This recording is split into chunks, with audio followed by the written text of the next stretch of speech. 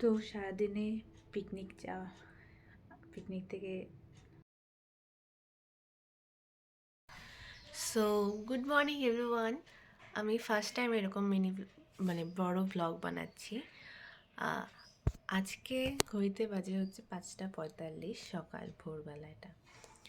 আর আজকে আমরা যাচ্ছি হচ্ছে কি জানি ভুলে গেলাম। ও হ্যাঁ, লাল ঝামেলা বস্তি। আমাদের ইউনিভার্সিটির থেকে পিকনিক নিয়ে যাচ্ছে। তো 5:45 বাজে। চলো, আমি হচ্ছে 5টার থেকে অ্যালার্ম দিয়েছি, তো উঠতে উঠতে 5:45 বেজে গেছে। চলো উঠি আর তোমাদের সাথে সব শেয়ার করব। আর আমি এটা ফার্স্ট টাইম এরকম বড় ব্লগ বানাচ্ছি, তো যদি কোনো আপডেট করার প্রয়োজন পড়ে বা কোনো কিছু মডিফাই করার প্রয়োজন পড়ে, অবশ্যই তোমরা আমাকে কমেন্ট সেকশানে জানিও। আমি কোনো দিন এরকম বানাইনি, তো চেষ্টা করছি যে বানানোর। থ্যাংক ইউ, টাটা। তো সকাল সকাল জল গরম করে নিলাম স্নানের জন্য। ড্রেস ব্যাগ গুছিয়ে রাতেই রেডি করে রেখেছিলাম। তো জল গরম বসিয়ে আমি ব্রাশ করে নেই, ফ্রেশ হয়ে নেই। এখন আমাকে ফটাফট সব কাজ করতে হবে, কারণ আমি উঠতে লেট করে দিয়েছি। এখন বাস ধরতে না পারলে আমাকে উশসী পিটাবে। তখন অনেকটা আলো ফুটে উঠেছে। চলো আমরা স্নান করে আসি, রেডি হই তাড়াতাড়ি। রেডি হওয়ার সময় প্রচণ্ড তাড়াহুড়া ছিল, সেজন্য আমি কোনো ক্লিপ নিতে পারিনি। চলো এখন বেরোনো যাক। তো চারিদিকে কুয়াশাই কুয়াশা, কী আর বলবো, ঠান্ডা লাগছে প্রচণ্ড। আমি ফার্স্ট টাইম এরকম ব্লগ বানাচ্ছি, আগে কোনো দিন বানাইনি। সো আমি একটু নার্ভাস যে কীভাবে ক্যামেরা ধরবো, কী বলবো।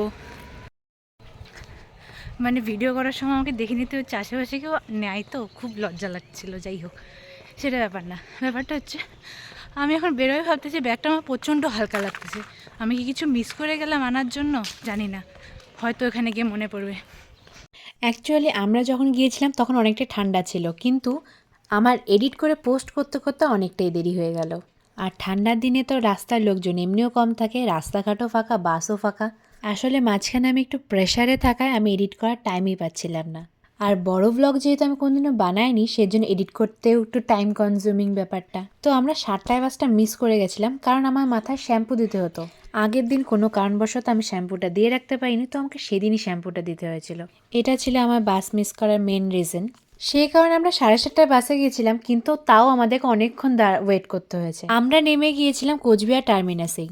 আমরা ওদেরকে হিলি শ্বশুরবাড়ি নিয়ে যাচ্ছিস, তাহলে হিলি তুই কই, তুই পিছনে। আমরা ম্যাগি কিনে এখন ম্যাগি বানাবো হিলিতে বাড়িতে গিয়ে, কারণ মিশন ম্যাগি, কারণ বাস আমাদের অনেক দেরি।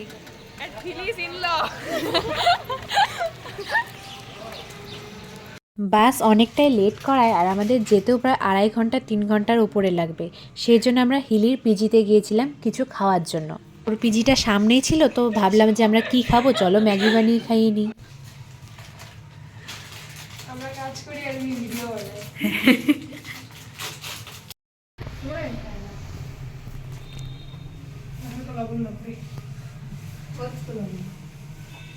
চোখেও দেখে না, দেখছি। তাও অন্যের বাড়িতে জিজ্ঞেস করে নেয়, ভদ্রতা। তো উশুসি কি সে ম্যাগি বানানো শিখাচ্ছিস হিলিকে? হ্যাঁ, ও সেদ্ধ ম্যাগিটা আসলে পারে না, সেজন্য উশুসি শিখাচ্ছে। এত তেল লবণ টবণ দিস, আমার তো সেটা, আমাদের বাড়িতে সেটাও দেয় না, শুধু জলে সেদ্ধ করে সেটা দিয়ে দেয়, ব্যাস হয়ে গেল আমাদের ম্যাগি। হিলি এখন পেঁয়াজ কাটতে নিছিল ভাই। হ্যাঁ, ও ভাবতেছে। হ্যাঁ,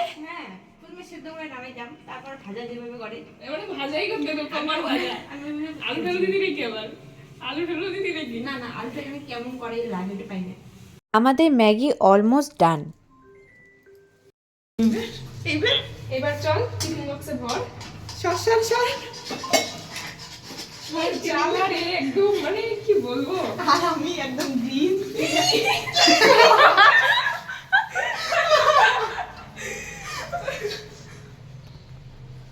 আমাদের এক ফ্রেন্ড আমাদেরকে কল করে বললো যে বাস ছেড়ে দিয়েছে, সেজন্য আমাদের প্রচণ্ড তাড়াহুড়া লাগলো। কিন্তু পরে আমরা কল করে দেখলাম যে না, অ্যাকচুয়ালি বাস ছাড়েই নেই এখনো। ম্যাগি খাওয়া পর্ব। ওদের মুখ দেখা যায় না তো।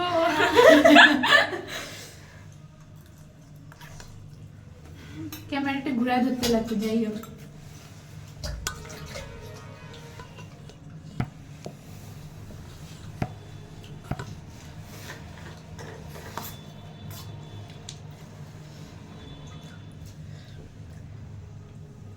মুখটাও দেখাতো, তাও ঠিক। আস্তে আস্তে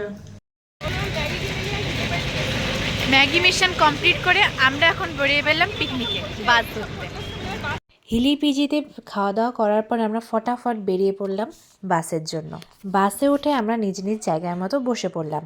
আমরা বাসে উঠে যাওয়ার পর সবাই ঠিকঠাক মতো ওঠার পর বাসে দিদিরা, সিনিয়র দিদিরা আমাদেরকে টিফিন দিল। টিফিনে ছিল কলা, কেক, ফ্রুটি, কমলা লেবু, ঝুরি ভাজা। এরপর হয়েছে বাসে প্রচুর নাচানাচি। আর এই নাচানাচির চক্করে আমি খেয়েছি অনেকবার গুতা। আর হিলি আপন মনে আকাশ দেখে যাচ্ছে। ও মনে হয় কোনো কবিতা ভাবছে, কবিতা লিখবে এরপর গিয়ে বাড়িতে।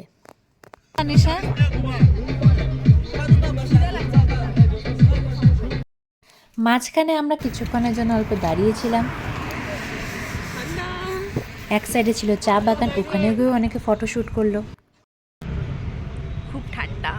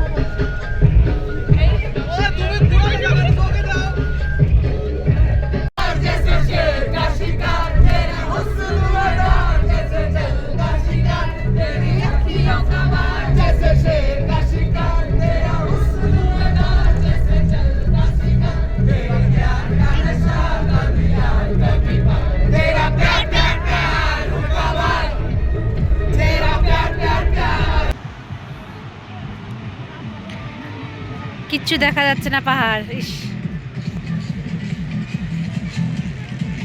তো আমরা পৌঁছে গেছি। আর পৌঁছে গিয়ে আমরা বাসটাকে ঠিকঠাকভাবে দাঁড়া করে আমরা একবার নিচের দিকে শুরু করলাম।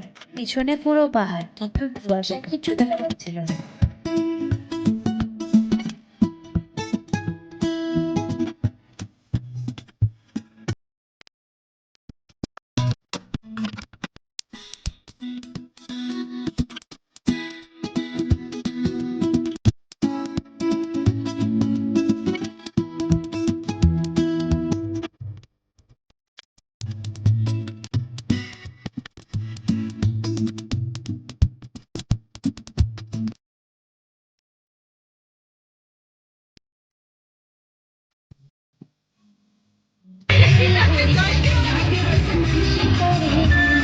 পাহাড় কিছু দেখা যাচ্ছে না, ওই সাইড গুলো কিছু দেখা যাচ্ছে না। এইখানে এইখানে এত এরকম জায়গায়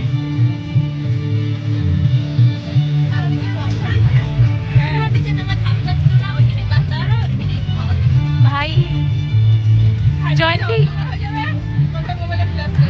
হালকা ফুলকা জয়ন্তী জয়ন্তী ভাব আমার লাগতেছে। ছোট ছোট জয়ন্তী মতো এটা। ওই সাইডটা ভুটান। আমাদেরকে সব জিনিস ওপর থেকে নিচে নামাতে হয়েছিল। এখানে অলমোস্ট মোটামুটি সিনিয়র দাদারা বা আমাদের যারা ক্লাসমেটরা আছে সবাই মিলে সব জিনিসপত্র নিচে নামাতে হয়েছে।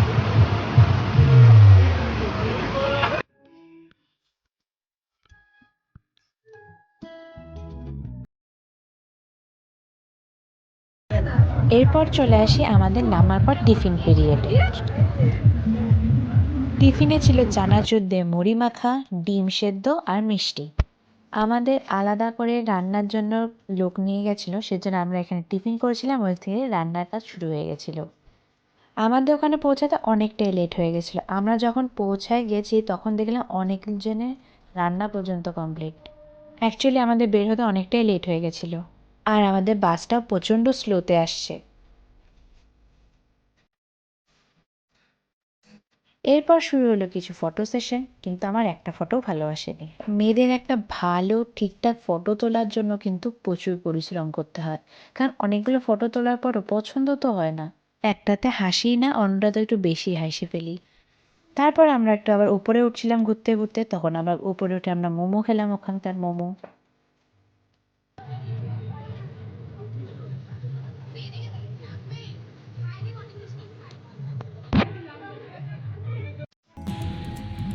তাহলে উশুশি কেমন এনজয় হচ্ছে? অ্যাডভেঞ্চারে বেরিয়েছি আমরা, এখন ভুটান যাচ্ছি উইদাউট ইমিগ্রেশন। এর আগে আমাদের ভুটান যাওয়া ক্যান্সেল হয়ে গেছিল। এই যে শ্বেতা, আমি একা না, হ্যাঁ তানিয়াও আছে। এবার হ্যাঁ তখন ইমিগ্রেশন হয়নি ওদের জন্য, হ্যাঁ এবার ইমিগ্রেশন ছাড়াই যাবো। হ্যাঁ একদম।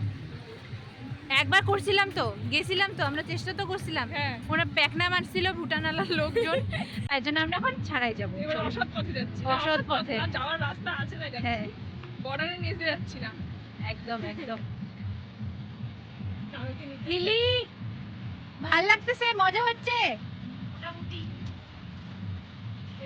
আছে, তারপরে তো মজা হচ্ছে না, তুই এটা বলতে পারলি? আমরা আসার জন্য মোটামুটি মজা হচ্ছে না। হ্যাঁ, নাহলে তা ওটা হইতো না। ভিউটা দেখা।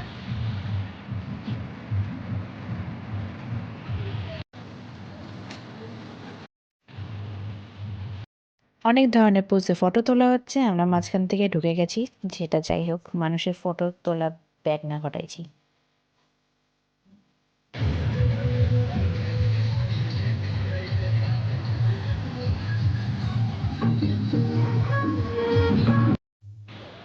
এইগুলো ভুলভাল রাস্তা দিয়ে আমাদেরকে সিঁড়ি সব নিয়ে যাচ্ছে, এত পাথরওয়ালা রাস্তা।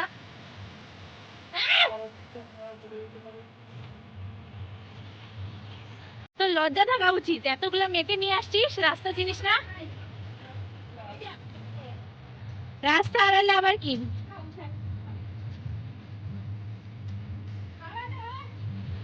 ঋষভ আমাদেরকে ছাড়াই চলে যাচ্ছে, যাই হোক ওকে জলটার মধ্যে ফালা দেওয়া উচিত। হাঁটতে একটু টাইম লাগে, এত পাথর না।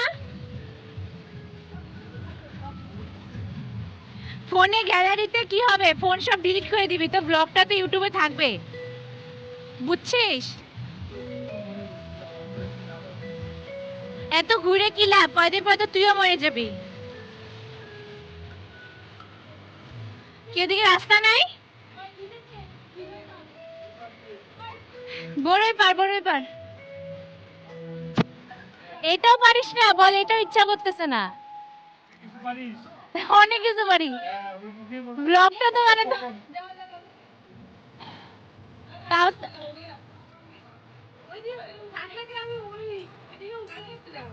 এই যে পাখা, এটার জন্য, এটার জন্য। এখন ঋষভ যাচ্ছে এখন বড়ই পাততে। ঋষভ আমার জন্য আনিস, সবার জন্য আনিস, পড়িস না তাহলেই হবে। আমরা কিন্তু কেউ উঠাইতে পারবো না। ঋষভে আশা আমরা ছেড়ে দিয়েছি, আমাদেরকে আঙ্কেলরাই এসে দিয়ে গেল আমাদের বড়ই। পাইছিস ঋষভ তুই? দুইটা?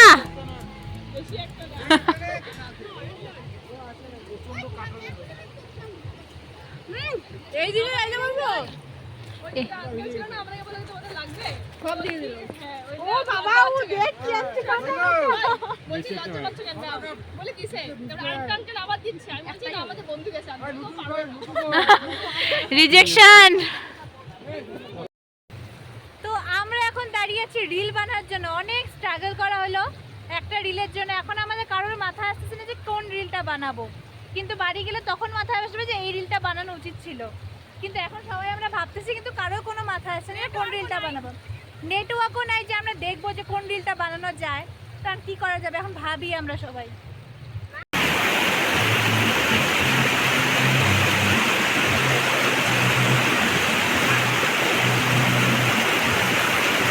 এই সাইডে ছিল ইন্ডিয়া আর ওই সাইডে ছিল ভুটান। ওই সাইডে যত ফ্যাক্টরি দেখছো ওগুলো সব ভুটানের। তো আমরা বেশি দূর যেতে পারিনি, অল্প দূর ঘুরে চলে এসেছি। এসে দেখি রান্না সব কমপ্লিট, দিদিরা সব রেডি করছে। তো ফার্স্ট ব্যাচে আমরা সব জুনিয়ররা আর স্যাররা বসে পড়লাম, তারপরে ব্যাচে দিদিরা বসবে, সিনিয়র দাদারা দিদিরা সবাই। রান্না মোটামুটি খুবই তাড়াতাড়ি করে ফেলেছে, অনেকগুলো আইটেম ছিল, এত তাড়াতাড়ি সব হয়ে যাবে আমরা ভাবতেই পারিনি। আসলে আমাদের বাসটা এত স্লো চালিয়েছে, আমাদের যেতে আসতেই বেশি টাইম কভার হয়ে গেছে। আমাদের মেন কোর্সে ছিল স্যালাড, ভাত, বেগুনি, ডাল, ফুলকপি পনির দিয়ে তরকারি, মাছের ঝোল, মাংস, চাটনি, মিষ্টি, সন্দেশ, লাস্টে পান মশলা, ও পাঁপড়ও ছিল।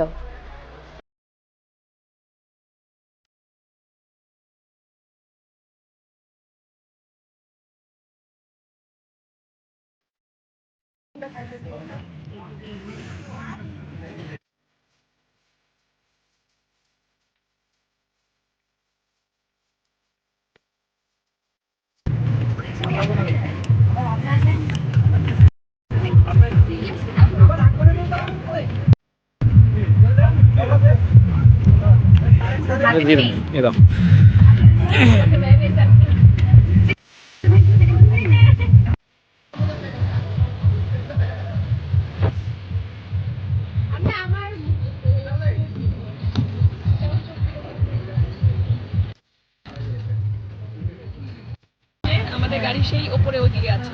এবার আমাদের এই পিঠে ব্যাগ ট্যাগ সব আমাদের নিচে রেখে দিয়েছি, নিচে নিয়ে এসেছিলাম। হ্যাঁ, এখন সব এগুলো নিয়ে আমাদের এখন ভরা পেটে আমরা কেমন করে যাবো জানি না। এর আগে একবার গেছিলাম, এখন কষ্ট করে আবার উঠতে লাগবে, কিছু করার না। উঠতেই হবে। তাও আবার ব্যাগ নিয়ে ভরা পেটে, তখন তো ফাঁকা পেট ছিল।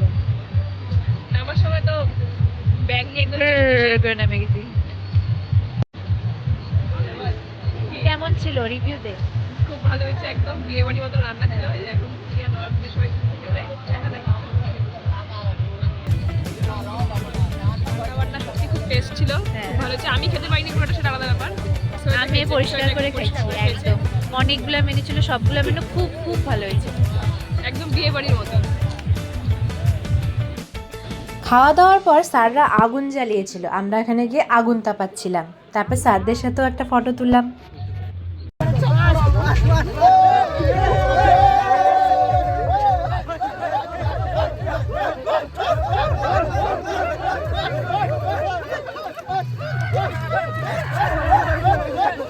আমাদের খাওয়া দাওয়া শেষ করতে করতে প্রায় অন্ধকার হয়ে গেছে, তারপর আবার নিচের থেকে সব জিনিস ওপরে তুলতে হয়েছে। আমাদের এতটা দেরি হয়ে গেছিলো, আদার্স যারা যারা টিম ছিল সবাই মোটামুটি প্রায় চলে গেছে। আর এটা হচ্ছে পাহাড়ে ওপরে ওঠার পর যে ভুটানের সব ফ্যাক্টরিগুলোতে লাইট জ্বালানোর পর যে ভিউটা দেখা যায়, জাস্ট অ্যামেজিং ছিল ওটা। সকালে আদার্স পিকনিক টিমগুলো থাকার কারণে নানা রকমের গান বাজছিল, সেজন্য ঠিকভাবে নদীর আওয়াজটা শোনাও যাচ্ছিল না, হালকা শোনা যাচ্ছিল। কিন্তু যখন রাতে একদম থমথমে পরিবেশ, তখন নদীর আওয়াজটাও যেন আরো বেড়ে গেছে।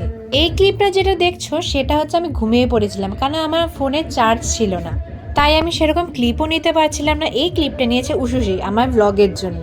এরপরে আমরা কোচবিহারে নামি। কোচবিহারে কিছুক্ষণ স্ট্যান্ডে দাঁড়ানোর পর 9:30 লাস্ট বাস ছিল, তো আমরা মোটামুটি 9:15 নাগাদ কোচবিহার ঢুকে গেছি।